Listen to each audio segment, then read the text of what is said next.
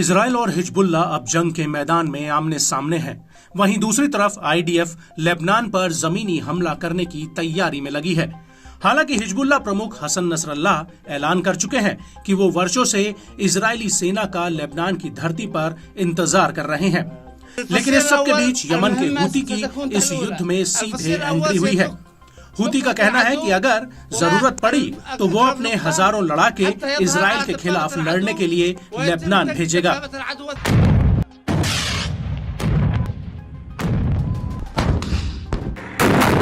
और यही वजह है कि अब हूती इजराइल पर सीधे हमले कर रहा है।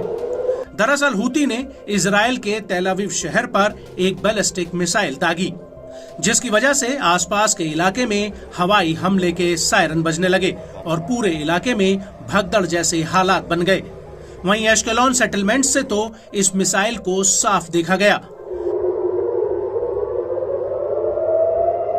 हालांकि इजरायली सेना का कहना है कि उसने यमन की तरफ से फायर की गई एक मिसाइल को इंटरसेप्ट किया है। आईडीएफ ने टेलीग्राम पर एक बयान में कहा कि मिसाइल यमन की तरफ से दागी गई है, जिसे एरो एरियल डिफेंस सिस्टम ने इंटरसेप्ट किया। मिसाइल को हवा में ही मार गिराने के बाद सायरन और धमाके की आवाज सुनी गई। मिसाइल के नुकीले पंख नीचे आकर गिरे।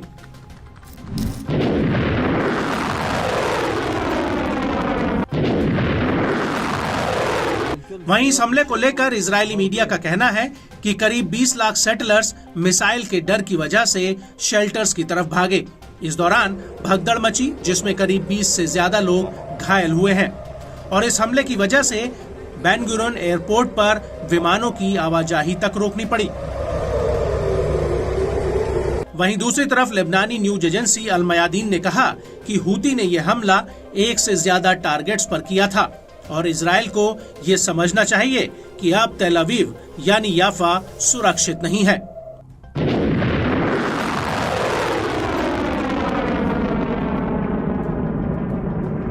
आपको बता दें कि इस हमले से पहले हूती के प्रमुख अब्दुल मलिक अल हूती ने एक टीवी संबोधन में इजराइल को बहुत बड़ी धमकी दी थी।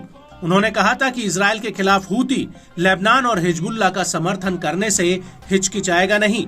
अब्दुल मलिक ने यह भी कहा था कि इजराइल हूती को लेबनान और गाजा की मदद करने से रोकना चाहता है। हालांकि वो लगातार यमन में हमले कर रहा है, लेकिन इसमें कोई शक नहीं है कि आईडीएफ ने हिजबुल्लाह पर हमले और ज्यादा तेज कर दिए हैं। लेकिन इसके बावजूद हूती का कहना है कि नेतन्याहू हिजबुल्लाह को हल्के में न ले, वो पहले के मुकाबले और ज्यादा ताकतवर हुआ है।